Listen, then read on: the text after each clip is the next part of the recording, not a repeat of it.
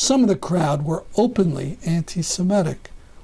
This sign condemns a Jewish partisan. Do you know any corporations that have the power of the preamble of the Constitution? You think the Constitution starts we, the corporation? Does it start we, the Congress? Where's the sovereign power? We, the people. Hello, my name is Stanley Heller. Welcome to The Struggle. More than 200 Jewish students and other young Jews blocked the doors to the Birthright headquarters in New York City for 2 hours. They complained about the lying done to Jews who go on these free Birthright trips to Israel. They get nothing but the straight, unvarnished, ultra-Zionist message. 15 of these fine people were arrested. This is extraordinary and bad. Hundreds of Polish Americans demonstrating in New York City calling for a repeal of a new U.S. law that would require the State Department to report on how well 47 countries were doing on returning property stolen from Jews during the Holocaust. Some of the crowd were openly anti-Semitic. This sign condemns a Jewish partisan. One in the crowd told Molly Crabapple that Germans and Poles didn't kill Jews, but mostly Jews killed other Jews. Look at this trash sent to Crabapple, claiming that Poland was a victim of the Nazis and Jewish communists. Notice the Soviet policeman doesn't wear a communist emblem, but a red Jewish star. Millions of Poles were murdered by Nazis, and untold numbers of Poles were killed by Stalin's Soviet police. But to twist all this into anti-Semitic campaigning is disgusting. There was a counter-protest by Outlive Them and United Against Racism and Fascism. One of their signs needs to be read word for word. My grandfather's aunt and 3 uncles survived the Holocaust, only to be lynched and murdered when they returned to their village Zglobian by Poles who had stolen their property and moved into their homes. Where is their justice? And where were the Zionist organizations who bring thousands to parade in New York City, but only for Israel? We have just 11 years to drastically cut back on carbon dioxide. How can it ever be done? One idea is the Green New Deal. Will even that be enough? Come discuss this all on Sunday, April 28th in Bridgeport, Connecticut. See pepeace.org for details. This is the jail address of Chelsea Manning, put there by a prosecutor for refusing to talk about issues she talked about in depth years ago. Things like the release of the video footage of journalists being shot in cold blood. It's part of the plan to go after Julian Assange and WikiLeaks, and Manning won't play along. She's in jail now indefinitely. That's the way the U.S. justice system works. I'm sure she'd really appreciate a letter, even a short note.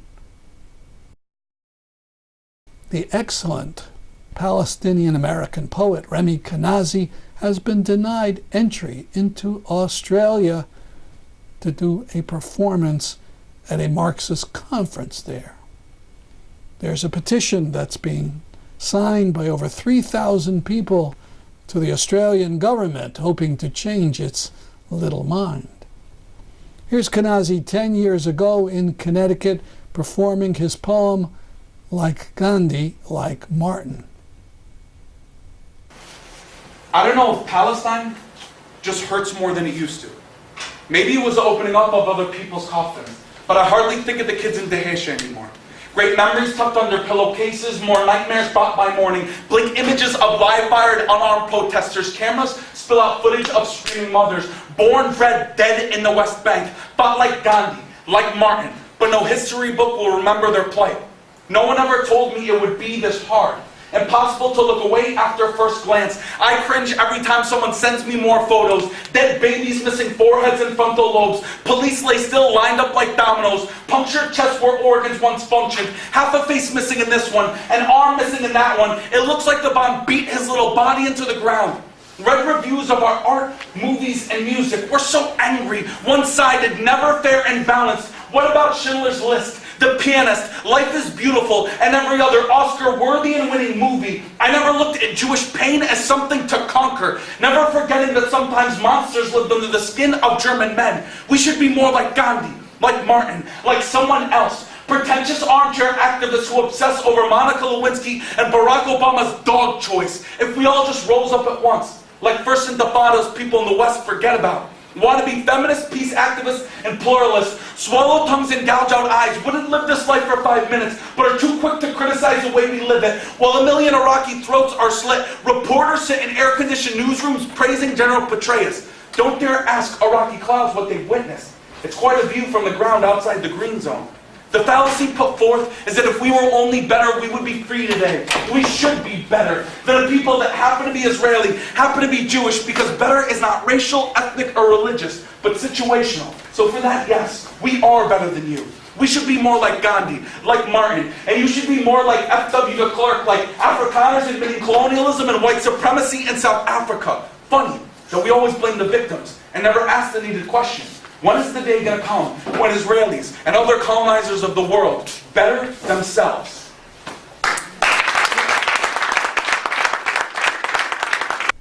We'll link to the petition for Kanazi at thestruggle.org. Now to Ralph Nader speaking in Canton, Connecticut, just weeks after the death of his grandniece in the Ethiopian disaster on the Boeing plane. Nader is 84 years young, and he hit the ground running, speaking for an hour and answering many questions. Part 1 today.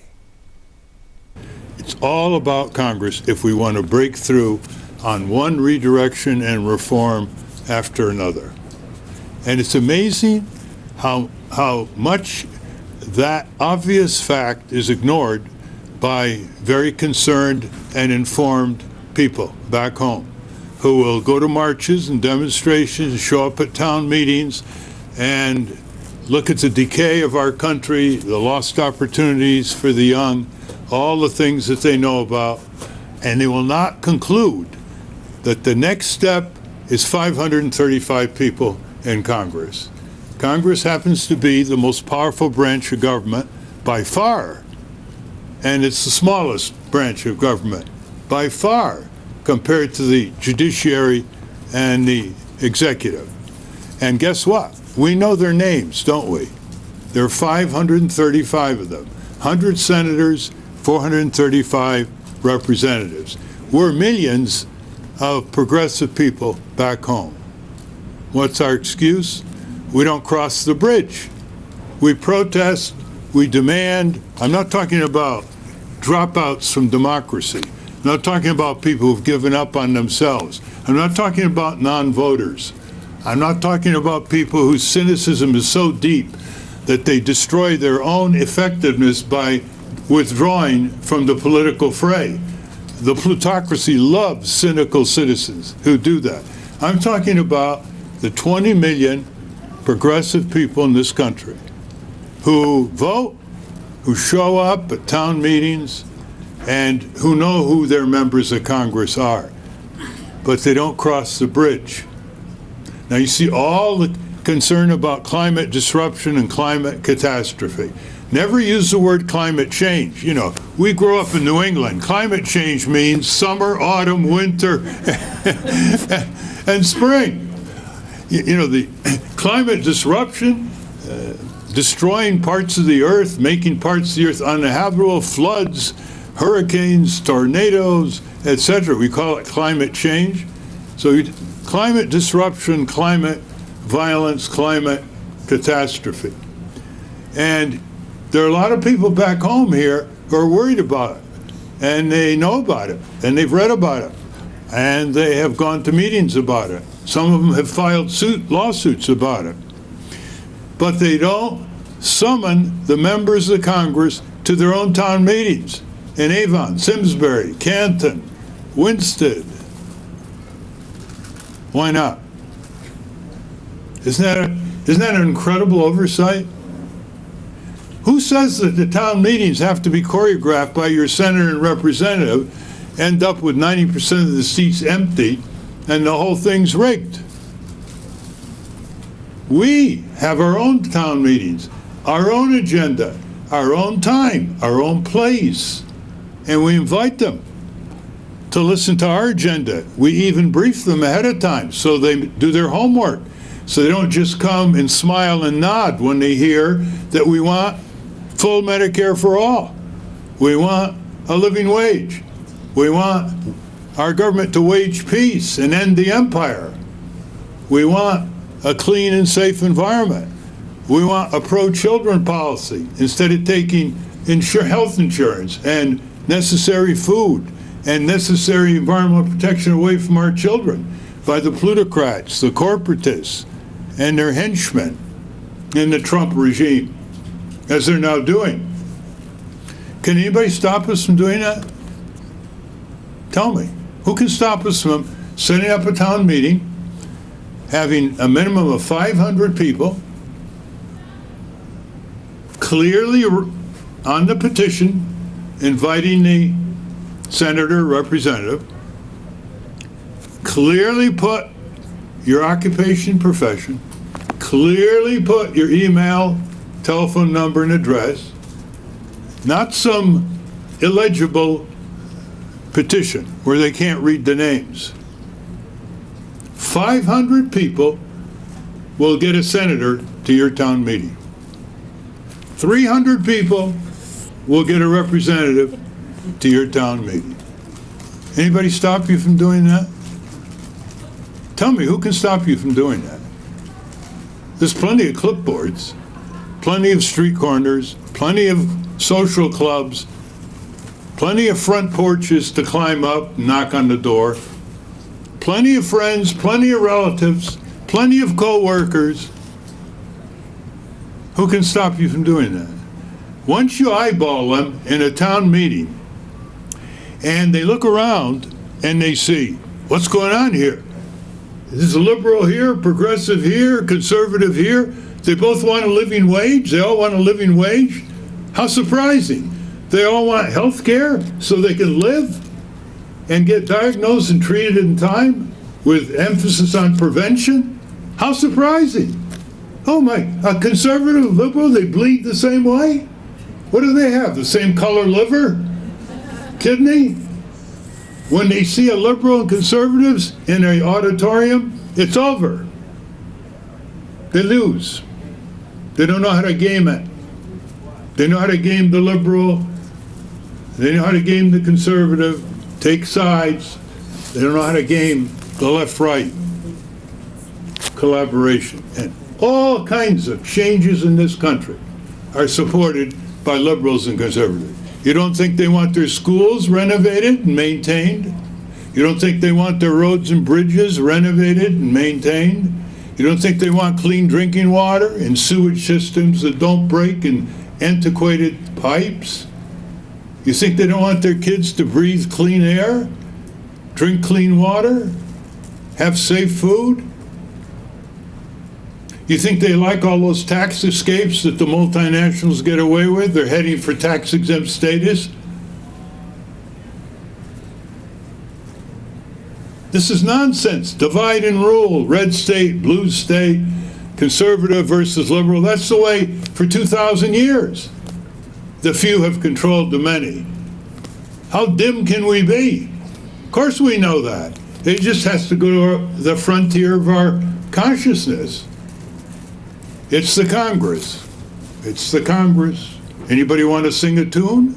It's the Congress. It's 535. About 160 of them are on your side on most of the issues to begin with. What kind of power you have? Well, do you know any corporations that have the power of the preamble of the Constitution? You think the Constitution starts we, the corporation? Does it start we, the Congress? Where's the sovereign power? We, the people. Now, you know about this. I'm really speaking to you so you can pick up some of these arguments in a crisp way and start spreading it out to your friends, co-workers, neighbors, and relatives. So we start out with the sovereign power. There is no word in the Constitution for corporation, company, or political parties. They're not mentioned in the entire Constitution. Why are they ruling us? Because we allow them to. We delegate the power to them and then turn and watch the Super Bowl. We delegate the power to them and turn and play bridge. Don't say we don't have enough time. A lot of people don't have time. Try a single mother with 3 children, 2 low-paying jobs, commute. That's not enough time. Although I've seen some of them actually pitch in with some phone calls. A lot of people. Why do you think the entertainment industry is so big? The only way the entertainment industry exists is because people give them their leisure time. Okay, so we have people who are stamp collectors, coin collectors, bird watchers, bless them. They deal with collectibles of all kinds, you know, and they spend 300 to 500 hours a year on their hobby, and maybe spend up to $1,000 on their hobby. I can tell you bridge players spend a lot of money. They're going to tournaments. You should see the magazine for bridge players. It's unbelievably complex and detailed. Imagine people had that kind of knowledge in Congress. Just 1% of them? How about 1%? That's all you need, representing majority opinion, on which there's plenty of majority opinion. On the issues that are off the table that matter greatly to people, but they're off the table by the Democrats and Republicans. It's getting a little better, some new Democrats are getting elected. So you're talking to a neighbor, you're at the diner, whatever, taking a walk, walking your dog. I calculated once that the number of hours people walk their dog in one day, more hours than the entire citizen spends watching Congress. So isn't Congress worth one day's dog walk? No. Let's put it down to the community level. You're talking to cynical people, people who've given up on themselves, people who are despairing. They don't think their children are going to be as well off as they are, and they're not all that well off. Their pension was broken by the Wall Street crimes in 2008. Their wages are frozen. They got a president who said, I think Americans are overpaid, the workers are overpaid, and he got away with it. He said it during the campaign. That should have been the end of the Trump campaign right there. 30 million people making less in 2018 than the workers made in 1968, adjusted for inflation, and he says they're overpaid. What are we, asleep? So let's say someone knocks on your door. Hi, I'm your new neighbor. Just want to introduce myself. And by the way, you know, I happen to spend 24% of your income. And I can decide whether we go to war or not, or let the president get us into these quagmire wars of empire. And I can also cut deals with corporations so they can pollute your air and water. And I can give away the tax base for corporations and the super rich so that we just don't have enough money to repair your public services in your community, your roads and mass transit and bridges and drinking water systems and schools and so on. And by the way, I can totally ignore the well-being of your children. I can let the pesticide producers put stuff that's killing children today. Just want you to know who I am. I'm your member of Congress. See you later. Starts walking down the sidewalk. You're standing there. What do you say? What do you say? Why you interrupted my looking at the third rerun of Friends? Or do you say, hey, you mean a lot to me, and my family, and my children, and my grandchildren, and my neighborhood, and my community, and my state, and my country, and my world. Come back here. I got some instructions to give you. I'm the sovereign. You're my hired hand.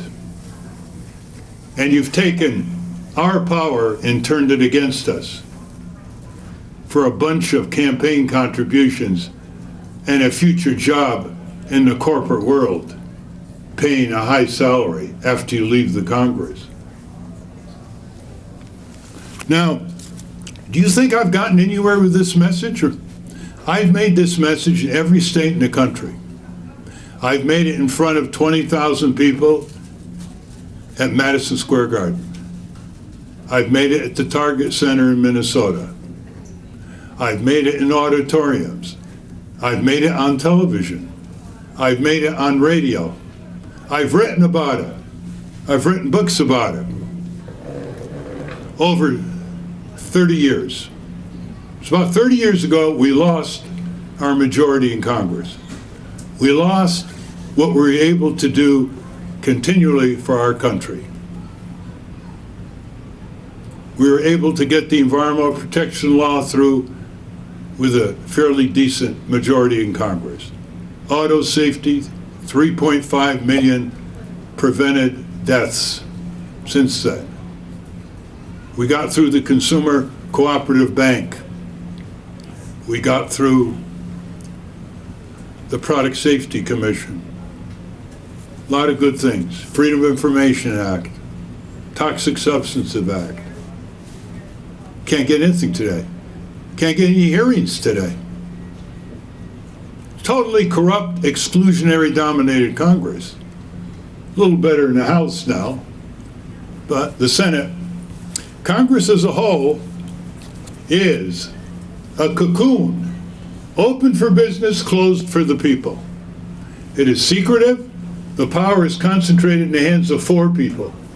535, they've given it to McConnell, Schumer, Pelosi, and McCarthy. McConnell said the other day, I'm the one who decides what gets voted on in the Senate. Oh, really? I didn't know Kentucky was a country.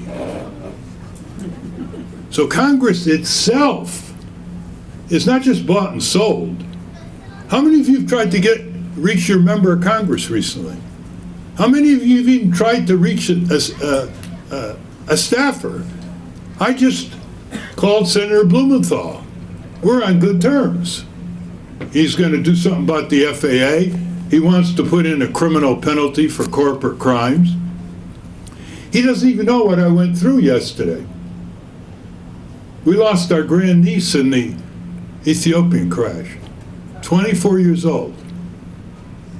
Rising leader in global health. Leadership written all over her. Compassion all over her.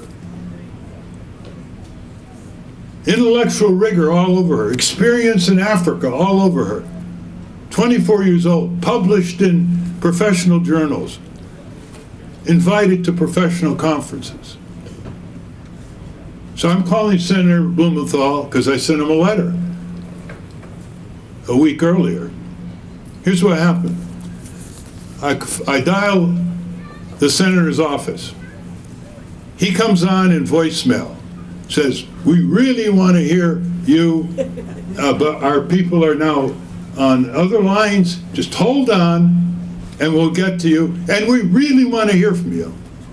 This is Dick Blumenthal. By the way, it's much worse in many other Senate and House offices. This is unheard of, by the way, until voicemail came and internet came.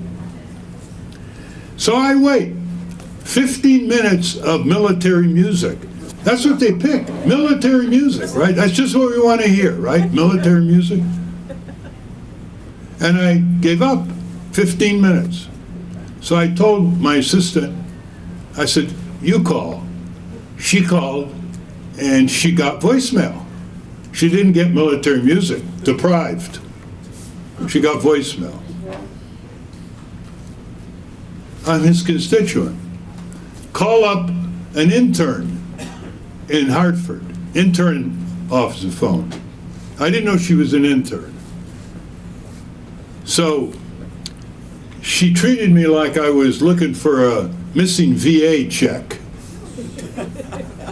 I said, look, we're talking about the Ethiopian crash. We're talking about the toady FAA. We're talking about the Congress abdicating its responsibility for airline safety, among 1,000 other things. Totally clueless. I said, do you know who I am? And she said, no. I said, well, I think Senator Blumenthal does. So I said, well, could you tell me what your full name is? She said, we're not permitted to give out our last name. I said, oh, really? It's public office, right? So she said, I will refer you to Joe. I said, what's Joe's last name? He's the deputy director. She said, I can't give out the last name. Joe calls me back. His name is Joe Gonzalez. I said, well, Joe, what's going on? You can't give your last name? He said, no, that's nonsense. She's just an intern. She doesn't know. This is the kind of stuff we have to go through in Washington. There are senators and representatives who put their switchboard on voicemail for the whole day. Rand Paul locks his office.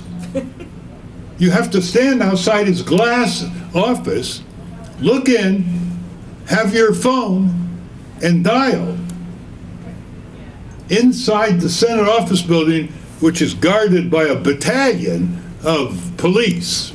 More next week.